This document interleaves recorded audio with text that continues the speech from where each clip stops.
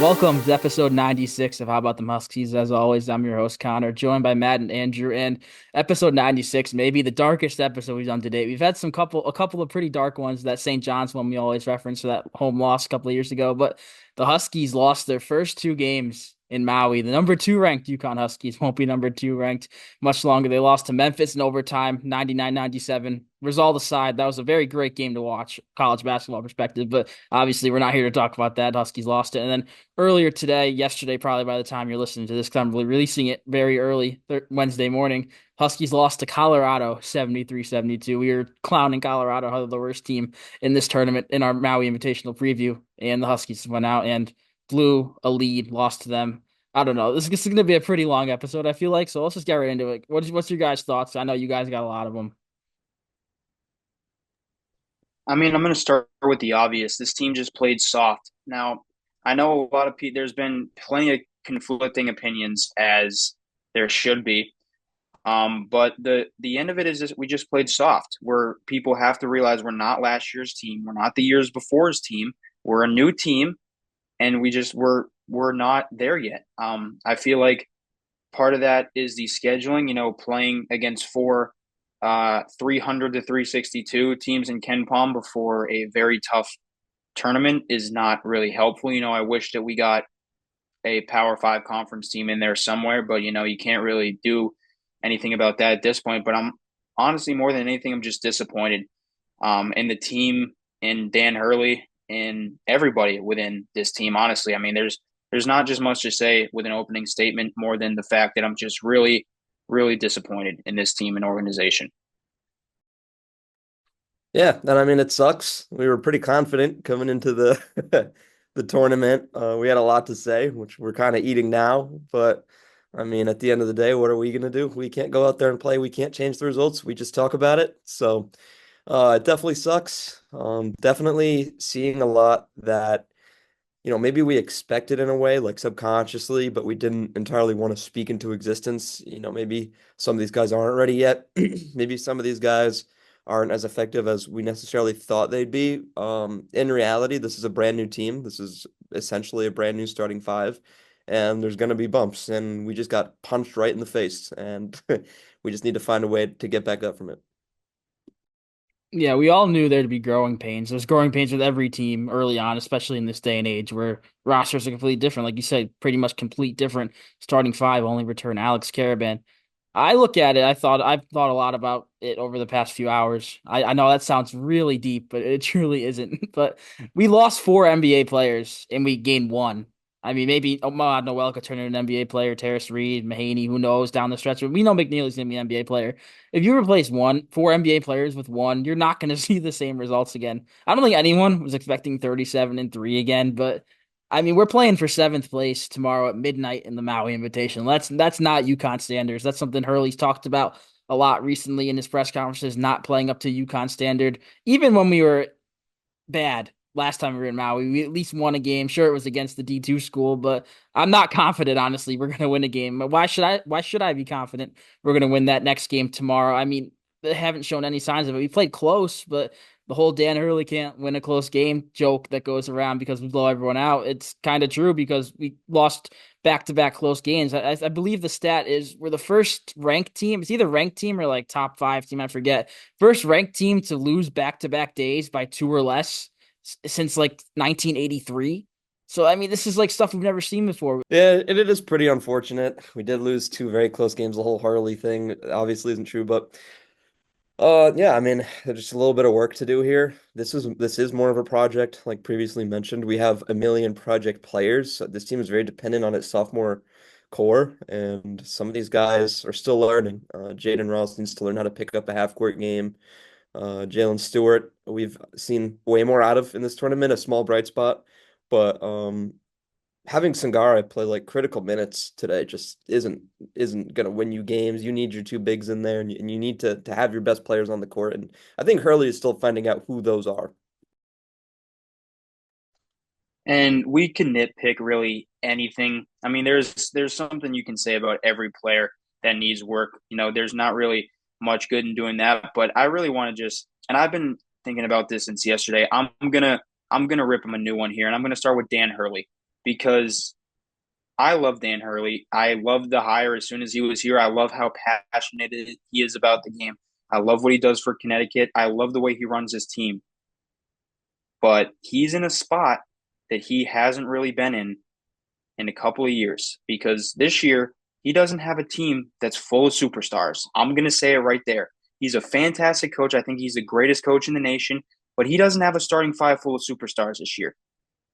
So he's got to figure out his rotations and the way he wants to run this team. That's the first thing. The second thing is I know obviously there's been more conflicting opinions about this, but the damn technical foul.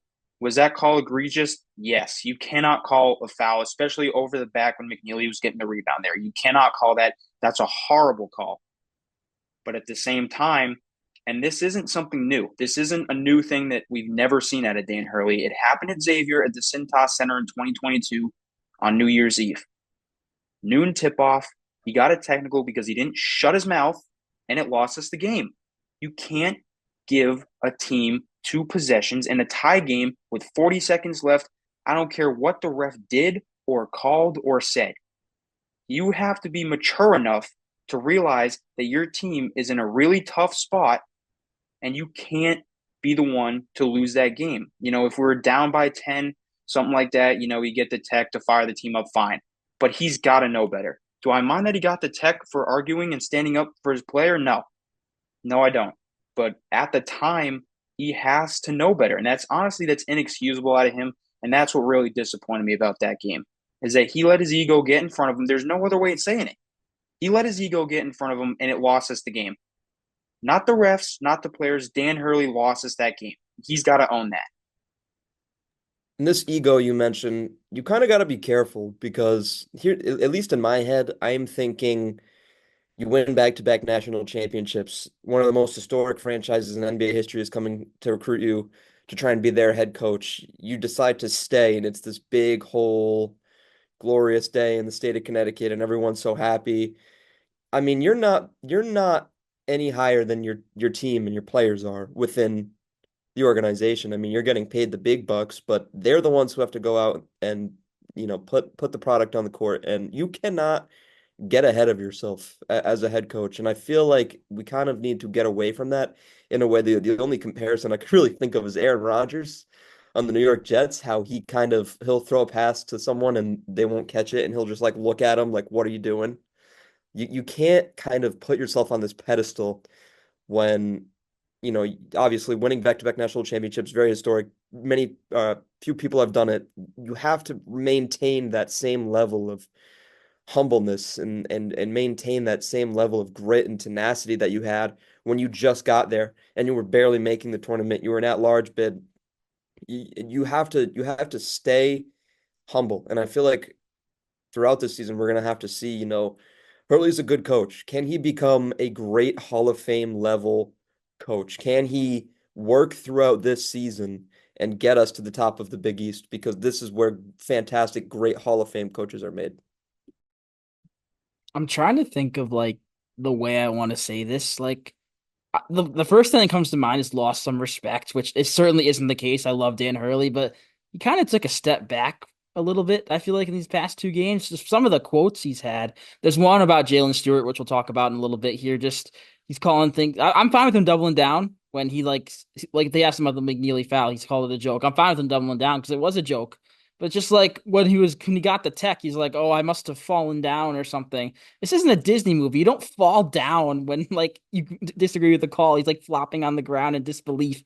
I mean, that's something like I've seen a lot of people call him toddlerish and childish. That is. I mean, I hate to say it, but it is. I mean, you should never be on the ground as a head coach like that. The only time I've ever really seen a coach that low to the ground is Shaka Smart when he's slapping the floor with Marquette. But I don't know. I hate like being a negative, but I mean it's kind of hard not to be at this point because it's stupid stuff like that. I mean, obviously there's many reasons we lost that Memphis game, but when you lose by two and your head coach gave the other team an opportunity to get 2 points with 40 seconds left in the game in overtime, it's kind of hard to not point the fingers on him. You're right, Connor. He's childish at the end of the day. I mean, what he did was just it's inexcusable. And what I'm more pissed about is the fact that when Kamani Young stepped in front of him, Hurley basically just gave him a giant middle finger. There's no other way to say it. He gave him basically a giant middle finger and pulled him back. If I was Kamani Young in that situation, I would have walked off the bench and told Hurley to figure it out himself because Kamani Young's the associate head coach of this team. He is maybe 3 footsteps behind Hurley. When Hurley got thrown out against Villanova, Kamani Young stepped in and won that game. Kamani Young won that basketball game. He's turned down so many other offers to stay here and coach with Hurley, and he tried his very best. He literally stepped in front of him and blocked him from going onto the court so that he didn't get a tech. And Hurley just said, "I don't care. I want to get a tech so that I'm the headlines." And that's what really disappointed me. And I'll double down on that Kamani Young thing. I can't believe Kamani Young didn't walk off the bench. I would have. I wouldn't want nothing to do with him if that's what he did. If I tried to get in front of him to stop him from doing that, and he did that. But I mean, at the end of the day, there's not much you can say about this anymore. You know, we were kind of starting to beat a dead horse, but I will say, were the refs bad? Yes, they were. They were soft. They called a lot of stupid touch fouls. But do refs win you basketball games and lose you basketball games? No, they do not. And that's what I feel like our fan base needs to kind of realize is that the refs are not the ones in the UConn jerseys shooting the ball in the basket. They are the ones controlling the basketball game. They never lost control of this game. They just called soft touch fouls.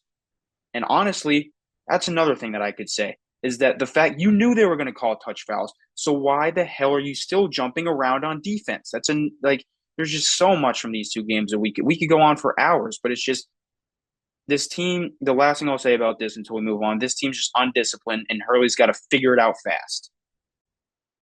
Yeah, in these two games, 53 combined fouls from our team. Last year, we averaged 16 personal fouls a game. So that is about 3 games worth of fouls that we committed in 2 games with the turnovers. We had 20-something turnovers in 2 games. It looked almost amateur. I don't I'm not trying to get ahead of myself here, but it did look like this team was still bonding together, and they haven't necessarily played any more than 5 games together. You really saw it today. You saw freshmen and sophomores play together for the first time, sort of, especially with Noel in the game, getting his first big minutes. But um, I feel like some of these things will wear off with time.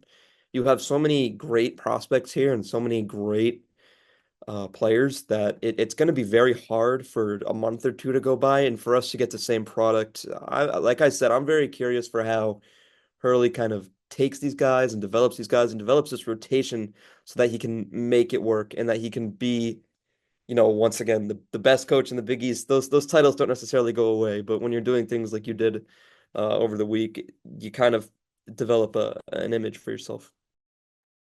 I do want to talk about one last thing about Hurley. Then I promise we'll talk about basketball because we're kind of beating around the edges here. But there was some very competitive basketball. There were a few positives to take out of it, but Hurley with all the complaining he does, I mean, it works till it doesn't. Like obviously his character is like he's this loud guy. He's always yelling at the refs. He doesn't always get teed up. I mean, it's only a handful of times I feel like, but those handful seem to always come in crucial times. I mean, you look at I hate to make this comparison. You look at Memphis' sideline. Penny Hardaway is just coaching. He's not complaining. He's not going crazy or anything. And they won that basketball game. Is Penny Hardaway a better coach than Dan Hurley? No, he's not. I mean, he's not bad. I feel like people obviously he has all the scandals and stuff around him, but I feel like people paint him as a worse head coach than he is. But he seemed very calm on the bench. I mean, the refs were bad. They were bad both ways. Maybe a little more UConn. That's just me saying that as watching the game from a UConn perspective. But the refs weren't just bad for one team. They were bad for both. You don't see Penny jumping around complaining. I mean, he had his best player, PJ Haggerty, foul out in regulation. It's not like the fouls weren't going for Memphis either. But yeah, I just feel like I hate saying that Danny Hurley should be more like Penny Hardaway, but it kind of he almost has to be in this case. I mean, at the end of the day, that tech can't happen. Can't happen. Feel like it's more finding a healthy balance. Like you said, it works until it doesn't. And the whole ego personality is awesome when you're winning back-to-back national championships and there's this legend of Dan Hurley. But when you're losing games like this, like you said, it just looks childish. It's immature. And I feel like, now you've had the success. Now it's about finding yourself and who you are as a coach, I believe. I mean, you can't just fraud two national championships, and it feels very weird saying these things, but it's the truth. You have to kind of develop, constantly develop. There's no point in which you're like, okay, I'm good now. This is where I stop as a coach. There's always room to improve, and I feel like with Hurley, it's pretty obvious where this needs to be. And uh, I kind of will transition us into basketball here now. Just the way Tyrese Hunter played over the weekend or the week, and the way that Memphis just came out ready and we were turning the ball over. I mean, you would think that they were the back-to-back national champions. We just need better defensive playmakers, if that makes sense. We need guys on defense who are going to step up and guard the best player on the other team. How do you let two guys go for 20 on the opposite team? When's the last time that happened to UConn? It doesn't make much sense to me. It surely helped when we had Newton and Castle, who were combined 13 feet tall in the backcourt last year, but this year you definitely need to find answers. DR is awesome, but there's only so much he can do at 6'1", 6'2", and Noel's at 6 foot, and even Mahaney's a little back there. You need to figure something out. I mean, whether it's running Ross or Stewart at the point, which I feel like Hurley can develop these guys to do. I mean, we saw it with Andre Jackson, someone we never thought who would run point. It's just a matter of you need to figure out a way to improve that backcourt defense. It's as simple as that. And before I start with my stint here, I just want to say there's a lot of people saying a lot of different things, but I just want to point out we are not giving up. It is November basketball. We are 6 games in the season. Everything we're saying is just our opinions of the matter right now. We're not giving up on this team. We're still going to games. We're still going to talk about them, but I just want to get that out of the way before we get any false accusations. But anyway, what I want to start with is just the defense in general. I mean, this team's defense is terrible. You let Memphis score 99 points in a 45-minute college basketball game. That is over 2 points a minute. And usually 2 possessions are in a minute. So somebody do the math because, I mean, I saw too many mistakes from this defense. I mean, for starters, just everybody jumping around. I mean, I feel like if I was a team playing UConn, my number one thing that would be circled on my whiteboard would be ball fakes because all they do is jump. Solo, Terrace, Sampson, Stewart, everybody on this roster that played. All of them jump. They all bit the ball fakes, and it's all it's going to do is get you fouls or blow-bys. And that's just one of the things on defense that irritated me. I mean, we also just got lost way too many times. I'm going to call out Terrace Reed. Terrace Reed got caught up high trying to help out way too many times, and it left a wide open bucket under the basket.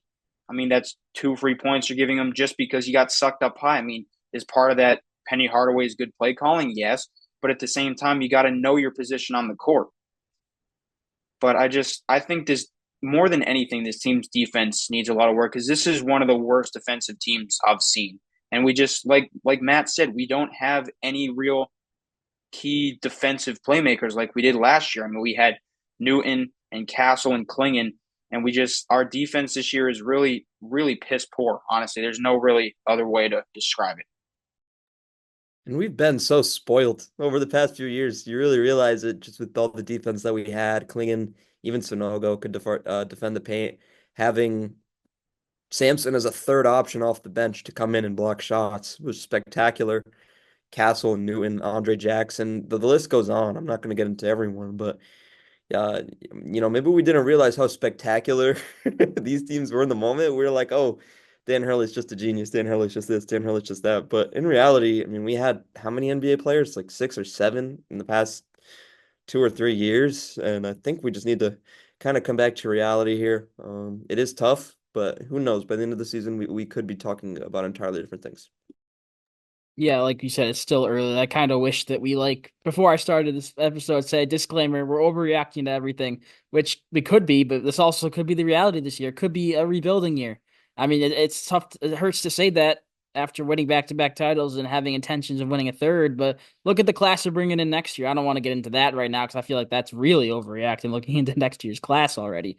But, I mean, could this be a year to develop some of those freshmen and sophomores like Noel, Jaden Ross, Jalen Stewart, even solo ball, just get them better for next year with that new class and kind of rebuild. It could be. They could also just ball out and maybe win another one this year. Who knows? But yeah, going back to the basketball, the Memphis game, I kind of wish we had some of our guards play like the Memphis guards. You look at PJ Haggerty, he took 14 free throws, hit 11 of them. Tyrese Hunter, took 5 free throws, which is the least in the backcourt. Colby Rogers took 9 free throws. They just drive to the hoop every time, knowing they're going to get the call, and they get fouled and they make their free throws. They shot 29-40 from a team that's 72%, a little less than you'd like, but they took 40 free throws compared to our 24. I mean, their game plan is to get to the hoop and draw fouls. Haggerty, I mean, he averages 22, 23 points per game. Half of those are at the free throw line. So that's their game plan. They're going to try to draw fouls, especially knowing our big men, especially Sampson, his foul trouble he's had early this season. Terrence Reed shows some signs of foul trouble as well so far. They both of them fouled out of both games. But yeah, I wish we had guys that would be more aggressive to the hoop. If that's solo ball, I feel like he's so athletic. Why not go to the hoop more? He's pretty much taking mostly just threes so far. Hassan Diarra, he's not the biggest guy, but he's a guy that we've seen can drive to the hoop confidently and get finishes. Mahaney, I mean, that may not be his game, but he's had some nice takes. They just haven't fallen. Noel's strong. He's small but strong. I mean, if we had guys that got to the line more, I mean, we'll talk a little bit more about the end of today's game versus Colorado, where that could have came into play. But yeah, I just feel like it's weird to say I wish our guards played more like Memphis's guards, but kind of do. Yeah, and Memphis's guards, both shot creators, both guys who could get you a bucket whenever you need it. We don't have that anymore. Tristan Newton was mainly our guy for that past few years, and then our streaky two guards, Cam Spencer was awesome, Joey Calcaterra was awesome. Uh, Even Steph Castle wasn't necessarily a scorer, but could get a shot if he needed it, could get to the basket easily. We don't have that. We don't have a guy who's going to go out there and run the point that's going to get us a bucket. And I feel like that's why Hurley's kind of turning to Noel here, because Noel is our best shot at it. Obviously, Diarra has been working on that three-point shot a little bit, hit a couple today, looks more efficient from out there. But Mahaney looks clueless out there. He's not going to turn the ball over a million times, but he's not going to do anything positive either. He's not going to he kind of balances out. He's not going to get you that bucket that you need, and that's kind of the toughest part. And I feel like, seeing this change already now to where Mahaney hardly played today, and then we had Noel play a majority of the minutes, and he looked pretty good out there. It's a good sign. It's definitely a good sign that he definitely notices something's like wrong with the offense and that we need these scorers. So I'm curious to see, just maybe even tomorrow midnight who is going to pick up that role, because Hurley, as we know, is not one to just sit around and wait for these things to happen. He's going to put these into effect pretty quickly. And honestly, that's what I wanted to say is with the guards. I mean, it's not like this is a lost art. We had last year Newton would attack the rim all the time. RJ Cole, 6 foot tall, maybe even that RJ Cole would drive the hoop all the time. And that's what I want to see or not Mahaney, Noel do. But honestly, we've been talking too much negative. Need some positive here. Solo ball's jump shot. I mean, good Lord. I mean, it just looks effortless at this point. It looks fantastic. He can square himself up to the basket and it looks smooth and almost went in every time. And then Jalen Stewart kept us in that game yesterday. He was the sole reason that game didn't get to 20 by halftime. I mean, that was awesome just seeing him, but I just want to put some positive in there real quick before unfortunate we go back to the negative, because there's just so much negative and I feel like we have to address it. But yeah, solo ball's 3-point shot looks awesome. I think we're going to see a lot more of that. And then Jalen Stewart in general has finally arrived for his sophomore season. And I kind of want to build on that solo ball point with his jump shot. He doesn't even have to be squared up. He can get a shot from anywhere now, which is a huge development, because last year you kind of saw the flashes and you saw the potential, but it wouldn't really come out because teams knew that he wasn't going to make a shot for himself. Solo ball is kind of looking like the X factor on this team. You need him to kind of put up 15 a game, or else, you're going to find yourself in a deficit. But just his ability to kind of create off the dribble now, very reminiscent of that Jordan Hawkins. He's getting that comparison a lot, where Jordan Hawkins would just rise up over defenders and shoot. You kind of need that from solo ball. So you're kind of thrusting him into this new role and responsibility. It's going to take time, but very, very convincing week for him. Yeah, you stole the words right out of my mouth. I was gonna say he's very Hawkins-esque, but like different than Hawkins because they don't move the same. Obviously, that could be just be saying he's a lefty, Hawkins is a righty, but just ball, I feel like it's a little more firm in the way he moves, but his shot is effortless, like you guys said. Like that shot to tie the game, it to force overtime in this Memphis game. First of all, that comeback, we haven't talked about it. We were down 13 or 12 or 13 with 3 minutes to play. Not many teams come back in that game. Like I was thinking, like obviously it sucks to lose. I was almost fine with losing that game to Memphis. Memphis is a team. They advanced to the championship today. They handled Michigan State pretty easily. They're probably going to be, if they win this Maui Invitational, a top 10, maybe top five team. That's not a bad loss in my eyes. The bad loss is the Colorado game. Sure, you want to win it, but I mean, Memphis is good. They should have been, they're underranked, underrated right now. Not ranked, should be ranked. But yeah, I want to talk a bit about Jalen Stewart. He had a career high in his points in the first half. He had 14. In the second half, he had that nice putback dunk to put him to 16, but we didn't see too much more out of him. And this is, I referenced Hurley had a quote. He said that he thought Stewart looked skittish out there in the second half, so he didn't see as much time. Skittish, which I did honestly didn't know what it meant. I had to look it up. It meant he looked scared. Why would you say that? He just had the best half of his career. His confidence, I feel like already wasn't that high, but he looked very confident in that first half. And he had a nice putback dunk. He took one bad three in the corner that like barely clipped the rim. That was the only missed shot he had in the second half, and then he took him out after that. Why would you destroy your player's confidence right after he displayed the best basketball he's played in his career at UConn in his short year and 5 game span? I don't know. That's what I thought about that. That's another thing that a quote from Hurley that I really didn't like because he looked great. He even looked confident in today's game. He's taken major steps from even like 2 weeks ago in the New Hampshire game so far this season. But you can't say that. I mean, you could just make up a lie. You could think that, sure. Just say like, oh, with the matchups, we didn't like him out there in the second half, even though he had a great first half. But you can't say he looks scared because I didn't think he looked scared. That's just a weird thing to say. And this is I might sound a little bit like LeBron James here, but this is kind of what I expected from Stewart. He didn't have the best start to the season in these kind of gimmies where, it's very one-sided. It's kind of hard to pick a role in the game, if you will. Everybody's just kind of scoring.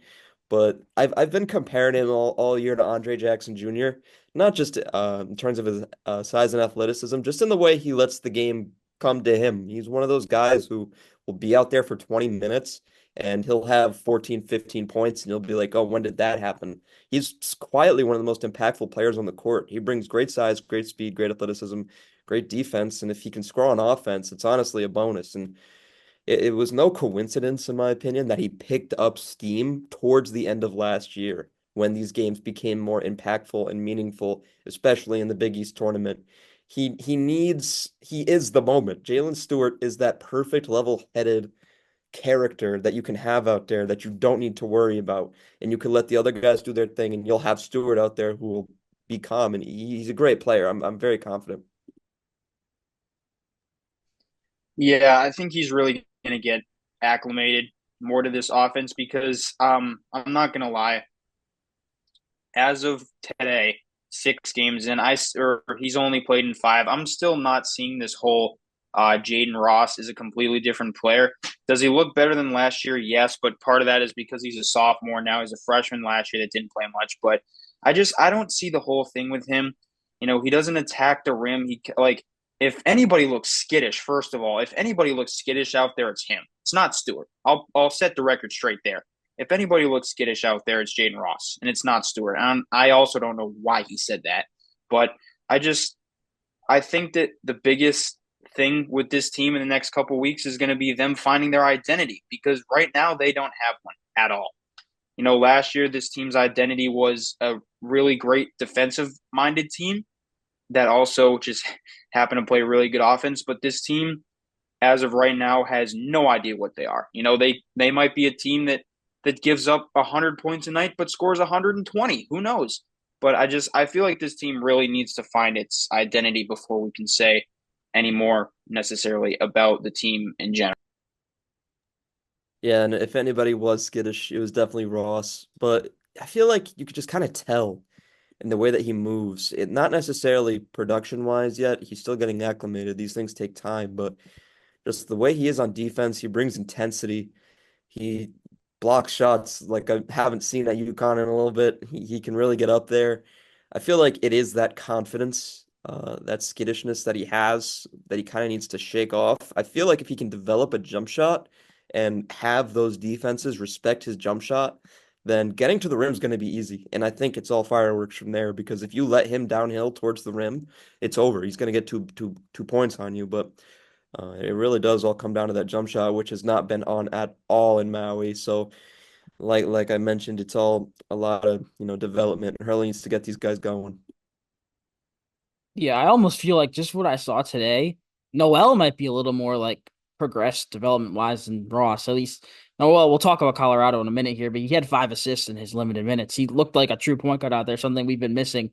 But I got a couple more points about this Memphis game, then we'll move on. I don't want to ramble on too much here. I don't want this to turn into like an hour-long episode, but it honestly might end up being that. Terrace Reed, I mean, I feel like everything we said about him has been negative so far. He had a career high 22 to go with 11 boards off the bench and just dominated that first game. Some of the dunks he had just almost tearing down the rim. I mean, I think it was in the stats after the game somewhere I saw that it's his third double-double of the season, obviously. We know that, but the sixth of his career. You're telling me the dude who's looked like he's gotten every rebound known to man and leads the Big East in rebounding going into today, only had 3 double-doubles in 2 years at Michigan as a starter.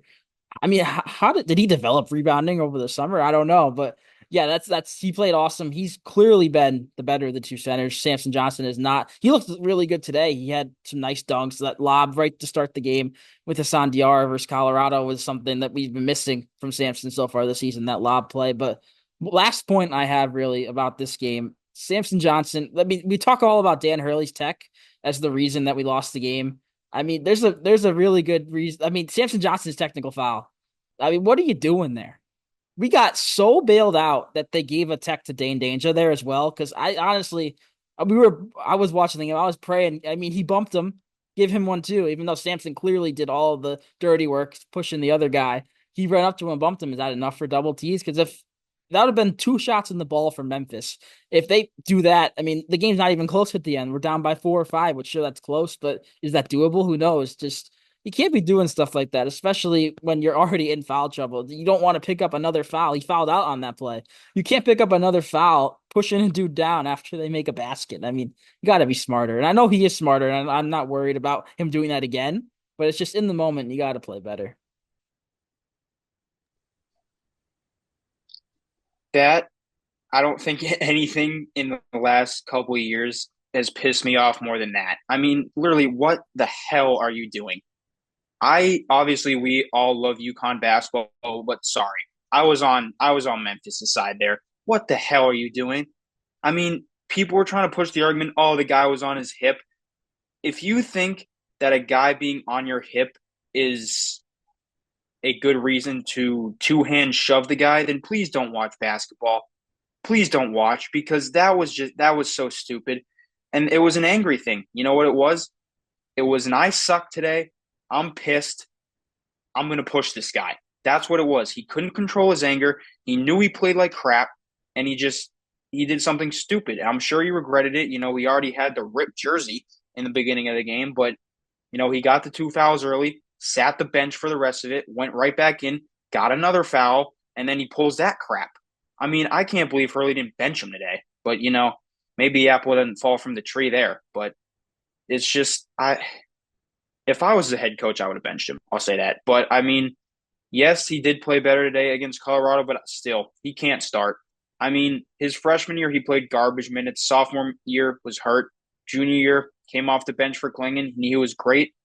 This year, he started all 6 games, and I think he should lose his spot to Terrace Reed. I think Reed's the way better player. I think he's the better starter, and I just think that there needs to be a switch, but he needs a wake-up call fast. Samson, that is. Yeah, I've definitely been getting a lot of secondhand embarrassment here watching Samson. It's pretty embarrassing. This is just the way I see it. I just feel embarrassed for him. Like you said, the ripped jersey, and he comes back out and he's playing the whole game just with his ripped jersey, and he's getting technical fouls, and you finish the game fouled out with 2 points. I mean, it's just like this is ridiculous. Like, what is going on? It doesn't make any sense. And I feel like as a head coach, these are things that you have to work on with your guys because this is on national television. And this is like NBA scouts are seeing this. What NBA scout watches that game and thinks, "Oh, I want this guy on my team"? Not a single one. Not one of them, I can promise. It's just it's embarrassing to watch and it's embarrassing for him. I can't even imagine, but fouling out both games is honestly ridiculous. Terrace Reed is the better player. Samson, it's in him. He has it in him. He has the ability. It's and you even saw it today at the beginning of the game, where guys were going at him. He wasn't even trying to block the shot. He was just trying to contest it, and I that was honestly forward progress. But he's still fouled out, so I'm not sure what he's doing. But overall, it's just the technical fouls, the ripped jersey. It's a lot. It's definitely a lot. And I think that people are kind of getting to be annoyed with him because the whole foul thing. If there's a freshman as a center that jumps up and gets fouls, it's fine. But he is a senior. He's been playing basketball in college at the college level in the same program for 3 years, and he hasn't learned how to not foul. He did it last year all the time. It's why Klingon had to play a bunch of minutes in some games. It's why he was gassed. He had to like Sam would just he's so undisciplined. I don't understand it. I don't know how if he just doesn't retain what the coaches tell him in practice or if he just doesn't listen or what it is, but he hasn't learned how to not foul and frankly, I don't think he's going to. But no, I agree with Matt. I was completely embarrassed by that. I did not defend him at all and that's just kind of the last thing I want to say about that, but just still everything about yesterday was just embarrassing. And that's the last thing I'll say about that game. Yeah, last point for me about this game, and we'll shift on. Actually, one quick one after that as well. Samson's kind of adjusting to a new role, like Mahaney is as well. Samson's a starter this year to come off the bench, but he doesn't have to adjust to a new role. Put him back on the bench. He'll be back where he was last year. He'll still play his fair 16 to 18 minutes a game, maybe even more if there's foul trouble. But I don't know. You feel like they're kind of forcing him in the starting lineup. We saw the change today with Diarra going in for Mahaney. So clearly Hurley's willing to make moves. I hope he wasn't waiting until we saw a loss to make that move because Diarra and Reed have been better players than Johnson and Mahaney. I hate to break it. That's just the way it is so far this season. I hope he wasn't waiting for a loss to make that move, but I feel like he kind of was. But my last quick point, Liam McNeely hit a couple of ridiculous threes. That one deep one, I don't know why he shot it, but it went in, and that comeback just he played awesome in that Memphis game down the stretch. He played even better in this Colorado game. Great segue there. I mean, this was a very weird game. This is a game 14 and a half, 15 and a half point favorites. I saw the line was around there. We lost the game. It just can't happen. Colorado's a team that was picked to finish near the bottom of the Big 12. I personally feel like they'll win maybe 3 or 4 games in Big 12 play this year. This is one of the worst losses we've seen out of the Huskies in quite some time. I don't want to go all the way back to like the St. Joe's game at Gamble, but that's kind of where I'm going back to. I mean, sure, Colorado's a Big 12 program, but like they're 85th in KenPom coming into the day. That's a game you can't lose. That's a game we haven't seen the Huskies lose in quite some time. Yeah, I mean, everything about this game in general just sucked. I mean, more undisciplined play from the centers, both of them. I'll call them both out for this one. They both fouled out, forced Yusuf to get in there. And that's another thing, is that he needs to play more. Like, we can't be at the point where, like, Samson is not playing well, but Terrace has 3 fouls, so he's got to stay in there. If Samson's not playing well, take him out. It's the same thing with Reed. You got to get Yusuf in there. But anyway, away from that, we still look sluggish today. We look sloppy on offense and we look slow on defense. I mean, blame the refs for some of the calls, sure, but we lost ourselves that game. Like I don't understand how they came out soft again today. Colorado was the better team today, the much better team. They should have won that game by probably 10. I mean, honestly, 5 minutes into the game, I kind of had the feeling that we weren't going to play well enough to win this game. But just in general, I don't know how we came out soft after what happened yesterday, and I don't understand this team as of right now. Yeah. Before the Memphis game in our group chat, I said I have a weird feeling about this one. I feel like we might drop this one. It's just the vibes I have. And they obviously lost. This one I overlooked. I was like, oh, Colorado, we're going to easily win that game, move on. Fifth place game, not really what we want, but we'll take it. And obviously, my opinion, me overlooking it doesn't mean the team overlooks it, but maybe it does. But yeah, I don't know. I mean, to your point about Singare, it's cool to see him get in there finally, but it's not a good reason if he's in there. I mean, he's a guy who hasn't played really any valuable minutes outside of one game against St. John's last year at home. But if he's in there in the first half, something bad happened. If something bad did happen, Terrace Reed, I forget which had three and which had two. I think Reed had three and Sampson had two. They had to go to Singare. Singare was also in there at the end playing some defense because you had both centers fouled out and you don't want to play Caravan small ball on their big man who's like 6'10", 268, I believe. So you don't want Caravan guarding him on the last possession. You'll go to Singare, but if he's in there, it's not a good thing. Sure, it's good to get in the development. You don't develop him against Colorado. You develop him against New Hampshire. You develop him against Lemoyne. It's just that's my opinion on that. Cool to see him get in there in Maui, but not ideal. Another point I forgot to mention, we were talking about the centers, is just the defense that they played. Both of them fouled out in both games. That you can't foul out as a center. It's not like you're playing against Andre the Giant. The centers that we were playing against are the same height. And when you have four fouls, just put your hands up. You're the same height as the guy. If you put a hand up in his face, it's going to be hard for him to shoot it. Like, you don't always need to get the block. You don't always need to lay the body in him. It just goes back to the whole fact that this team is undisciplined. And I think that's what we're going to have to harp on for these games, is that this team is just simply undisciplined right now. And just, I think the center position, we knew that it was going to be different losing Klingon, but it's a disaster right now. I mean, you can say what you want about the guard play, but guards you can easily replace. The center play right at like this year has not been good at all, and I feel like it really needs to be fixed, or we may just suck. If it makes y'all feel any better, their backup big who played a majority of the minutes today, Trevor Baskin, I'm pretty positive was playing Division II last year. So if that tells you enough, I feel like, enough is said there. Yeah, moving on to the guards, I feel like we're killing the centers here. Actually, I'll do one last point on the centers. I, it's weird to see them both foul out in both games. Sampson, we expect to foul. Terrace Reed, I mean, we haven't seen that much out of him. When we practice, did we not call fouls?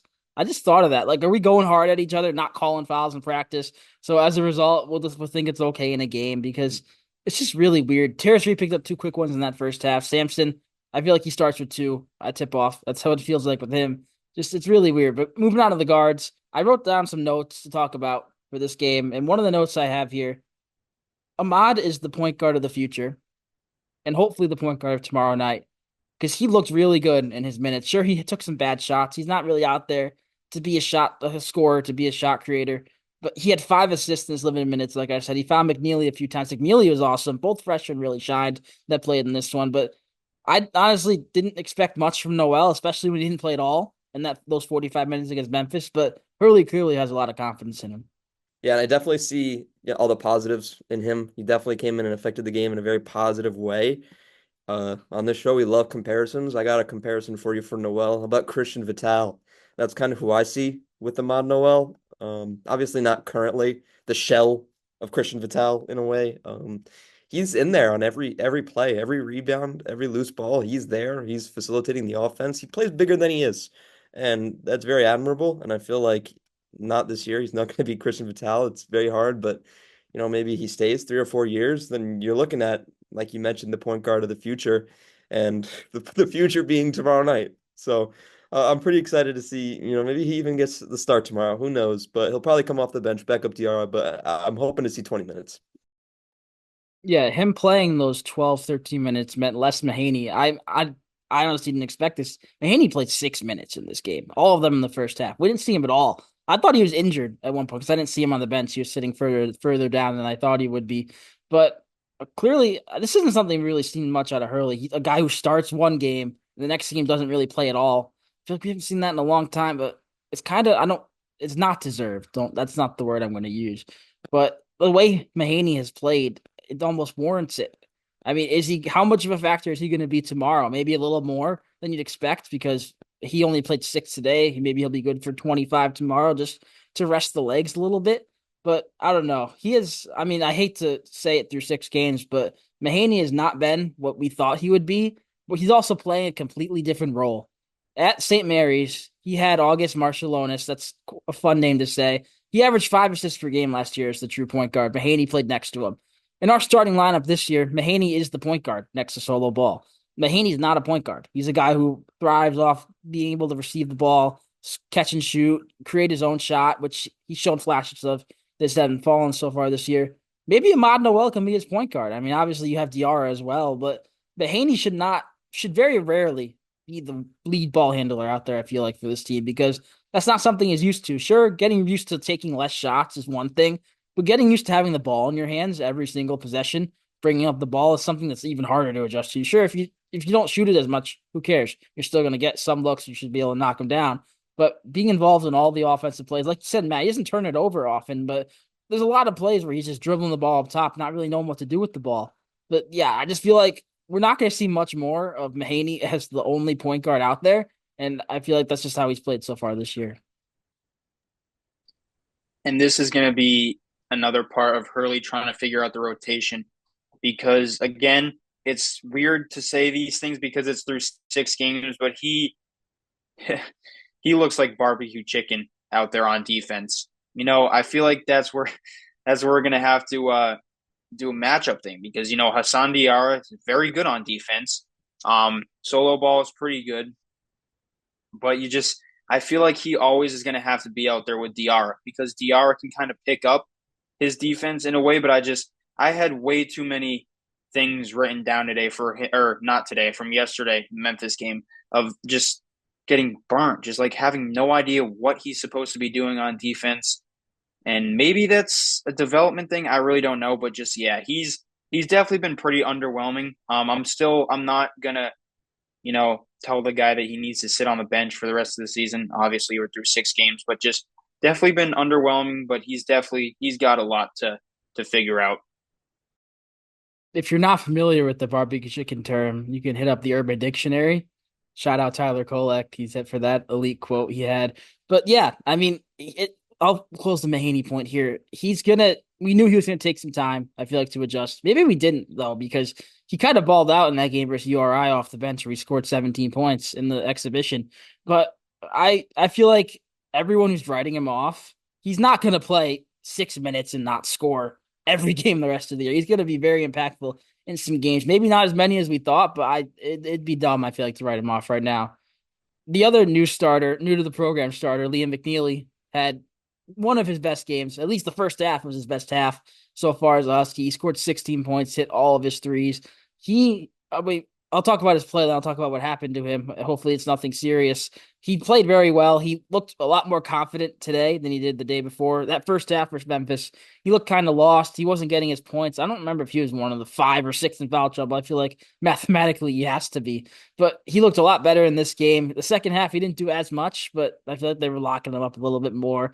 But he did get a little injury. He got hip checked. I don't know if that's the proper term. That's what it looks like to me by the Colorado player. He went down, didn't go down, but he went to the bench in pain, came back in the game, and then went out a little while after in some more pain. He did come back after that, though. I hope that's nothing lingering. Obviously, at first glance, it looked like maybe he pulled the muscle or something, but he very clearly got hit in the hip. Maybe it's like a bruise. I have no idea. I'm not going to assume the injury, but I honestly wouldn't be shocked if it's anything remotely could be bad. Why play him tomorrow? Obviously, you need to win that game, but that's my mindset. I'd rather have Liam McNeely healthy for Big East play, healthy for Gonzaga, Texas, Baylor, all those big games, as opposed to risking a further injury against either Iowa State or Dayton. We'll find out momentarily who that will be. That game's about to end as we're recording. I'll let you guys know who that is. But yeah, McNeely, I assume he'll play tomorrow because he's tough, but I wouldn't shock me if he's a little banged up. It's not worth it playing third straight day. I mean, he looked like he was in a lot of pain when our trainer was getting to him. Oh, that's another thing I forgot to say. The fact that our trainer got a technical is complete bullshit. That's horrible. That's horrible. I mean, that's soft refs that can't handle any criticism, and that's where where I will get on the refs is that's awful. I mean, if that is the reason why Hurley got that technical, then it's pretty warranted because somebody behind the bench that's not even a coach saying something to themselves, getting a tech. I mean, that's awful. But I don't really want to say much about that. But McNeely, I mean, I know there's a clip going around of him saying we have to win, we have to like that's awesome. He's going to be a leader. He's a fantastic player. He had 16 at halftime, and I think he has to be the guy. I hate having to say that there's got to be that much weight on a freshman's shoulders, but he's got to be that guy. I thought it was going to be Caravan today. He kind of stunk. he didn't shoot the ball very well. So I feel like that McNeely really has to be the guy. And I think that people are for a rude awakening if they don't know who he is, because I think that this is kind of going to set something off inside him where he's going to just take over this offense. And I think that he's going to really have to be our guy for this team to be successful.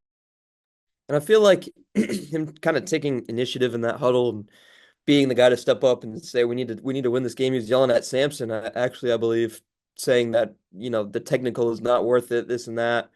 That could easily be looked at as a good thing, but I feel like on the flip side, it could also be looked at as a negative thing that your freshman is leading the team right now, morale wise, and is the one stepping up and saying these things. You love to see it for McNeely's sake, just as a character, as a basketball player, it's fantastic for him. But why is Sampson getting yelled at by a freshman?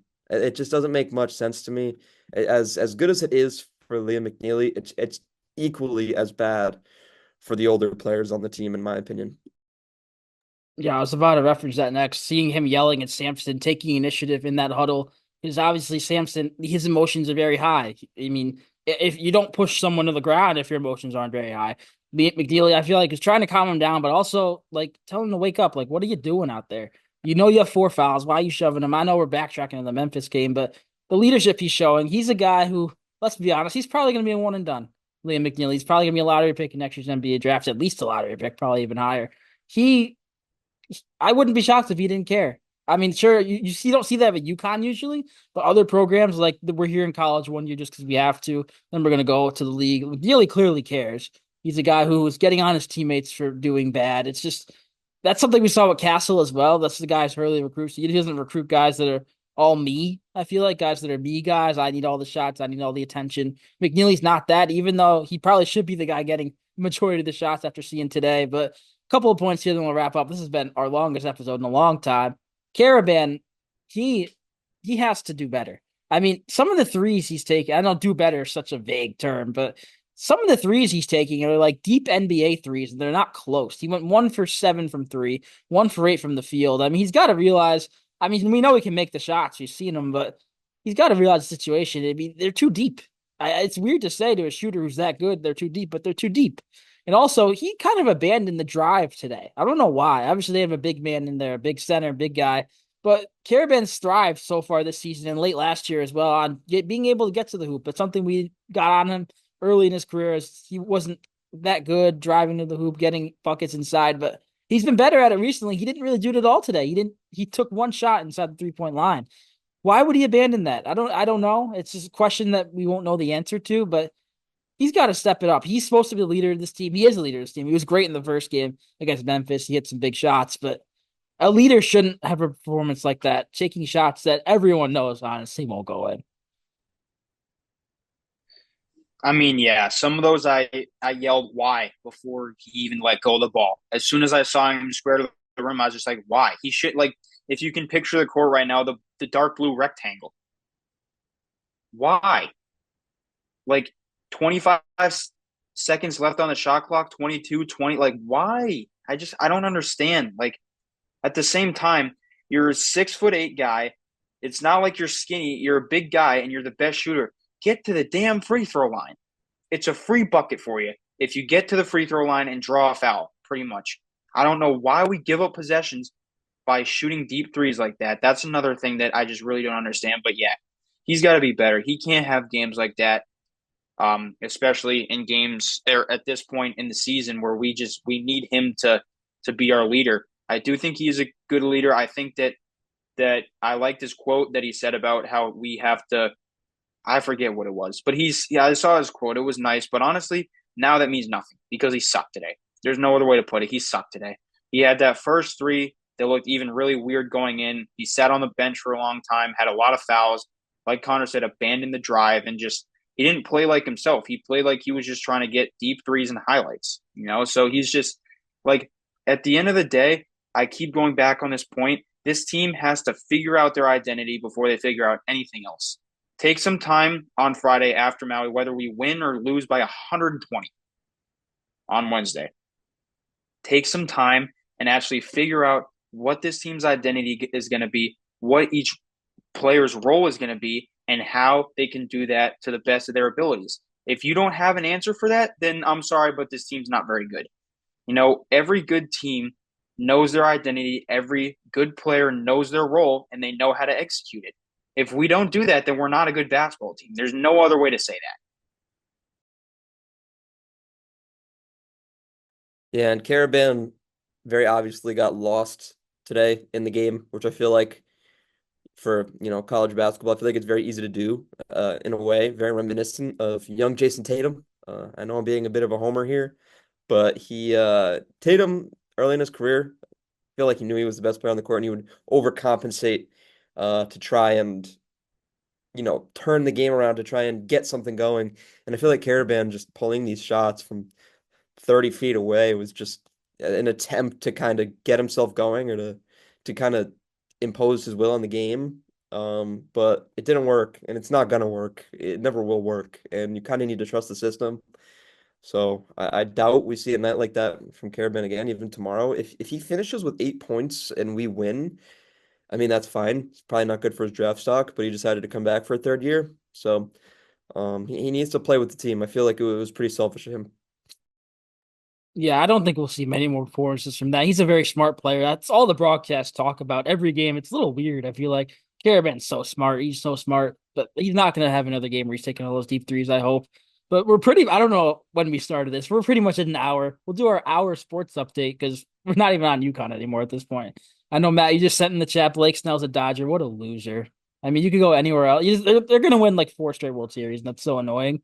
But also, I don't know if you guys saw Hunter Dickinson got ejected from the Kansas Duke game for kicking a dude in the face, which was very interesting. I don't know. We're going off track. We're an hour in. I wasn't going to mention the Dickinson thing, but now that we have two things to bring up, why not? We'll do it if we ever reach an hour. We'll do a sports update around the sports world. That's where we're at. We have one last point to talk about. Matt, you want to add one thing to our sports update? I was just gonna say it's been a very weird week here. Thanksgiving feast week. Hopefully next week's a little bit better. Yeah, next week we got Baylor. Also, we got Maryland Eastern Shore on Saturday, who lost by 73, I believe, to Arkansas yesterday. So that should be a hoot. But yeah, closing points here. I mean, so 2 points for me, and then we'll be done. Solo Ball has hit some crazy shots. He had some big shots down the stretch of that game, even though we lost it. He's the guy who's gonna make a lot of shots. I don't want you guys to talk much about him. We talked about him a lot. That last play, well, first of all, before that, that was that basket that Colorado hit. Obviously, it wasn't the exact same circumstances. That reminded me a lot of that Seton Hall game 2 years ago where they won at the buzzer on that putback and we were just all kind of stunned. It's very similar vibes of the game. We thought we'd win, we should win, and then we ended up losing it. But then on the inbounds play, we got the timeout off with, I believe, 5.9 was on the clock. Our first look obviously wasn't there because I don't think Danny Hurley drew up a Hassan Diarra three. So clearly the play was broken by that point. Diarra's got to recognize, obviously, not that much time.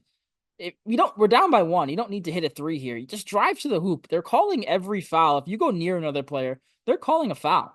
Go to the hoop, get a foul, hit 2 free throws, win the game. You're playing in the fifth place game against Iowa State, which I guess that's to be breaking news. Dayton lost that game, so it's UConn Dayton at midnight to warm up into Thanksgiving.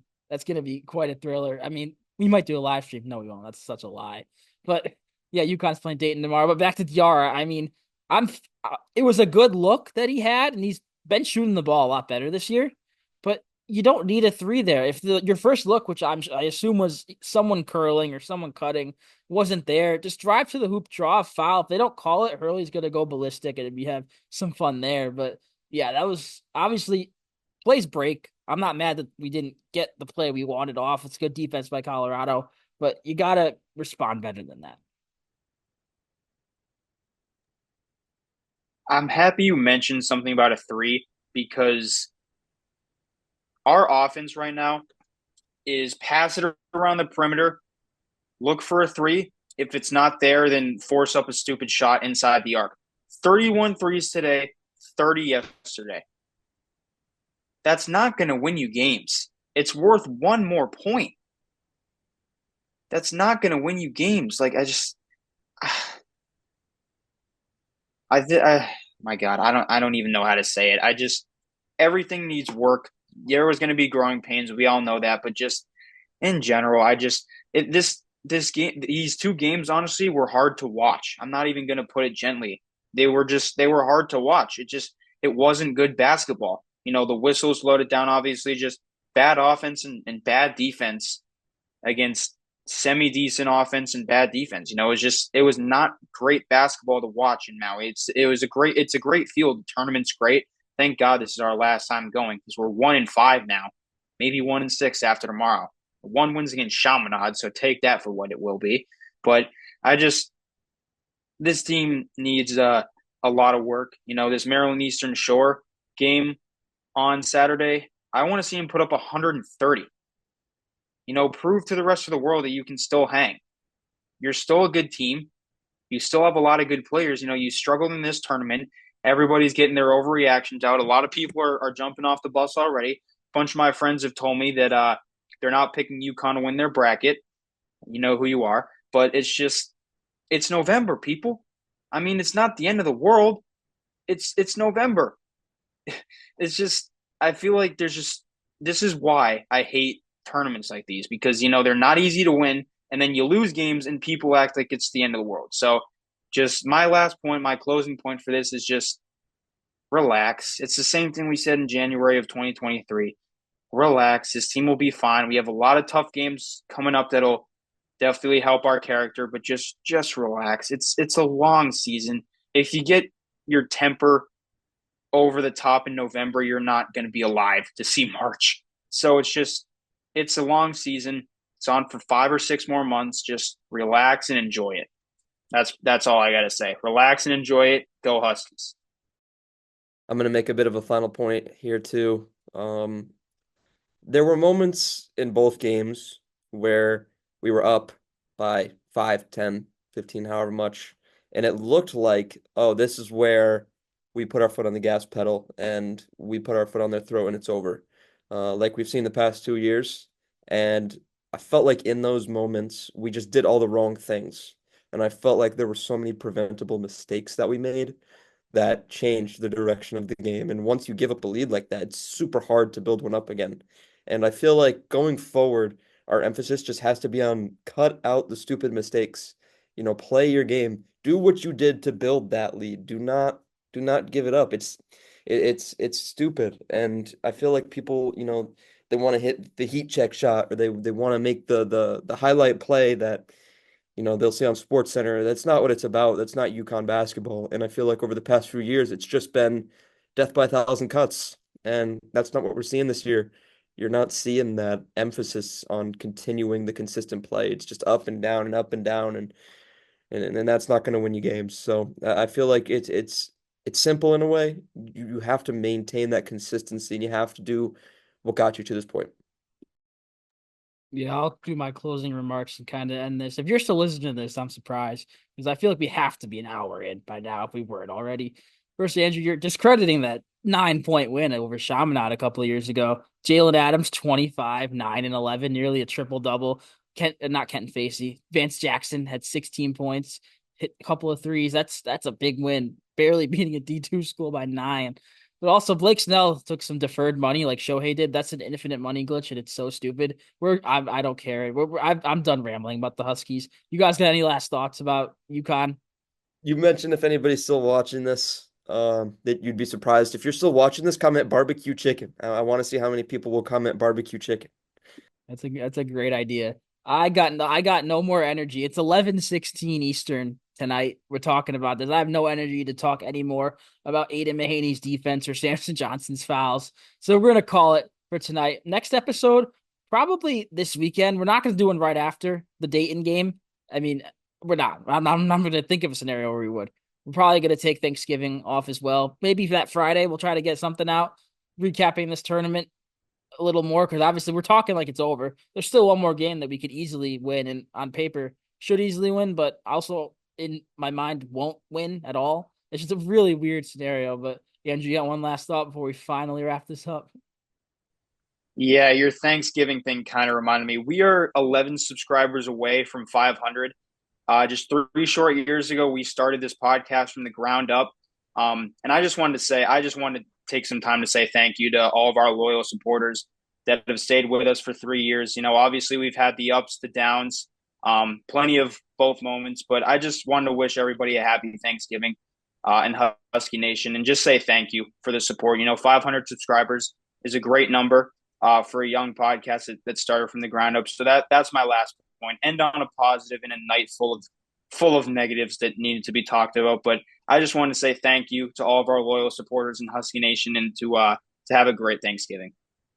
Yeah, when we blow a 15-point lead to Dayton tomorrow, still enjoy your Thanksgiving. There's no UConn basketball will continue on. Life will continue on. That's all I got. Thank you guys for watching. Stay tuned for the next one.